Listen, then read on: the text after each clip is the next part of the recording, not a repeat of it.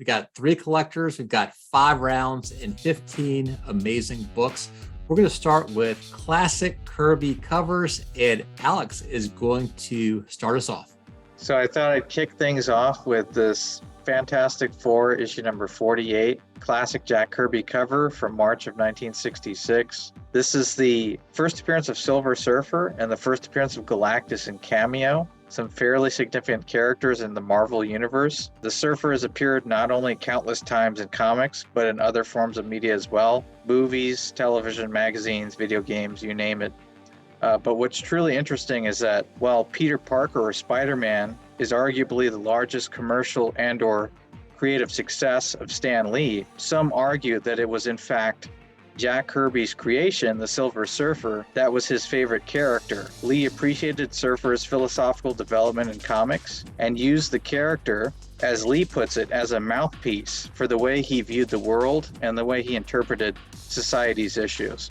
So this is a pretty significant book here. This is Silver Age equivalent to Action Comics #1. Basically, this is the Silver Age grill for most people. Originally, Steve Ditko did the cover for this. Stanley didn't really like it all that much. It didn't go over too well. So fortunately, he got Jack Kirby to do this. One of the most iconic covers in comic book history. I gotta say, it's also one of the best stories. Yeah. It has that iconic line, you know, with great power comes great responsibility. And I've read this a couple of times. It makes me feel emotional. I'm actually quite embarrassed. As the host, I wore the same outfit, and this outfit is not in as good a grade. And it is Amazing Fantasy 15 as well as a 3.5. My face is red. I'm so ashamed. So I'm not going to speak any more to this. And we are going to go to our next round. And our next round is a cool robot alien spacecraft cover. So this is kind of sci-fi, but a little bit more specific. I'm going to lead off just so somebody else doesn't beat me to it. And this one is Startling Comics number 50, Better Publications from 1948. And this is a really nice book. It's Alex Schomburg, airbrush cover. Nice grade as a 9.2 as well. And here you see Marna is being pushed out of a spacecraft by some aliens. Okay, so for my cool spacecraft book, I'm going with Superman issue 146 from July of 1961. This is a beautiful Kurt Swan and Stan K cover. I love the classic looking rocket design on the baby Kal-El spacecraft. You have his parents down here in the corner making their last effort to save their son from the destruction of Krypton. There's a serious sense of urgency in this scene. You got flames here, the rocket launching off right there. According to the cover here, it's the first time that Superman's life story is told in kind of its entirety. So you have how Superman came from Krypton to Earth, how he gained his amazing powers, how he assumed the identity of Clark Kent, how he met Krypto, the super dog, and then how Kryptonite can destroy him. Not bad for a UPS guy. Let's move over to Hazel Dan. We have Weird Fantasy 15. There are actually 2 Weird Fantasy 15s. Both covers are actually done by Feldstein. We just thought this was a really fun, good girl art. It has a spaceship, alien. It's got all the elements. Also, one of the stories inside has pencils done by Joe Orlando, and it's a story about like these giant roaches, and they get disgusted to find humans in their salad. Let's go to water or fire themed cover. So this is King number 15. They ran 17 issues of this from 1952 to 1954. And this is probably the most iconic cover out of all of them. And it's really coveted by pre-code horror fans and Ditko collectors. It's called The Thing, and he's like this ancient blue misty vampire. Also, the series has Steve Ditko's first published art in The Thing number 12. Oh, and I didn't point it out, but there's like all the fire, like you see the city burning in the background, and that evil worm is just terrorizing everybody, tearing down the buildings, and you got everything just burning to the ground. Same type of theme in terms of there's a something in the foreground that caused some chaos in the background. And y'all might have seen this before from me, but this is my biggest book I'm showing today is Horror Fun Comics 54. This is a classic Bernard Bailey cover. came out in early 1940. This is one of the best known covers of all the Golden Age. In fact, I think it was rated number 7 or number 8 overall for Golden Age covers. The Spectre in the foreground, and the way that Bernard Bailey captures him, it's like the essence of the Spectre, just like in Tech 31 captures the essence of Batman. So for my fire cover, I went with Black Cat Mystery, issue number 36 from 1952. This is some awesome Lee Elias cover art. A lot of interesting things going on this cover. You have a mad scientist at the control booth attempting to gain control of the Neanderthal-looking creature here. You have the creature holding a little boy above the flames as he attempts to club more creatures emerging from this fiery pit down here. Something significant about this book is that it was mentioned and criticized in Seduction of the Innocent. Seduction of the Innocent was a book written by a psychiatrist named Frederick Wertham. Makes a carefully crafted argument against comic books, specifically for how comic books were negatively impacting children and were the significant cause of juvenile delinquency. The sequence in question in this particular issue is when a maniacal ship captain whips a little boy to death. So it's pretty graphic stuff. I'm no psychologist, but I wonder why we all chose fire as opposed to water.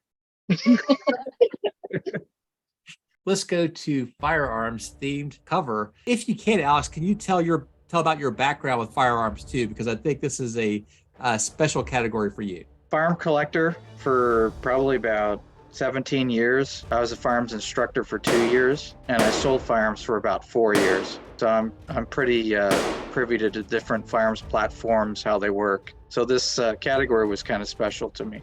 I had to go with Punisher, limited series issue number 1 from January of 1986. For me, it just made sense to go with my favorite character in Marvel, the Punisher. Spectacular Mike Zeck artwork on this cover. You've got the Punisher jumping backwards as he fires off a number of rounds from his Smith & Wesson model 5946s at unseen enemies. Some rounds flying right back at him, just missing him. So this really has that 1980s action theme to it. And then another thing that's really cool about this issue, this particular copy, I should say, is that it's signed and remarked by Mike Zeck and also signed by Stan Lee. This is the first solo series for the Punisher, but in addition to that, there's an interesting story behind this series. So the Punisher was nearly scrapped by Marvel. He was originally conceived as an enemy for Spider-Man, but they slowly changed that concept into him being an occasional ally, but there really wasn't much interest in the character.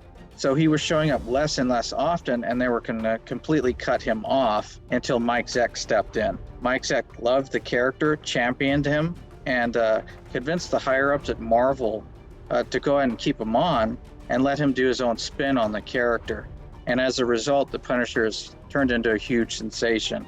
You know, you just have that skull, it's recognized everywhere. They even use that skull in the military. So we got Walt Disney Comics number 9.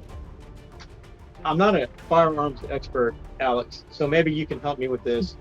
But he's about to shoot a bee off of his face, and he has a cork in the barrel. Now, does that make it safer, that cork? Oh yeah, it should be absolutely fine. Okay, I kind of figured that might make it a little bit safer, but no, actually don't do that, people. This also has the first in comic book format appearance of Chippendales. Not the dancers. Yep. The chipmunks. They previously appeared in Walt Disney Comics and Stories number 25, but that was a 4-page text story with a couple of illustrations. But this is the first time they're in a traditional comic. And this is Gabby Hayes Western, number 41. If anybody recognizes this, you're probably an old timer or you watch old timey movies. So Gabby Hayes was like the comedy relief person in dozens, maybe hundreds of Westerns. So this is back in like the 40s and 50s. And so then in the mid 50s, they created a series just for him. And he often plays like the goofy drunk. And again, I'm no expert in firearms, but I think he's got a 6-shooter right there. Well, I'll say this much, as this book started off being how much money? 0 cents. It was a free giveaway. And this one's from the 50s, and it says, strictly for the smart birds. So this was one of those publications trying to get people to enroll in the military. And this one, and specifically was for the Air Force. And it's like, what are the things we can do to make the Air Force sound super cool? Well, we're going to talk about you like flying this super cool plane. Of course, you know, everybody is going to love you. And so you're going to get so many dates if you are in the Air Force. This is kind of a common theme of these types of giveaways. I'd have you beat monetary wise, but only by a few cents. And but I think yours is better. But we have Boat Deadpool. It's patriotic because, well, it has an eagle on it. He's saluting, and it tells you to vote. You It's can't got get. a flag, It's got a flag. an eagle. It's got all the The elements. background. It's got the Voting. the capital in the background. It's just got everything you could ever want in a patriotic book.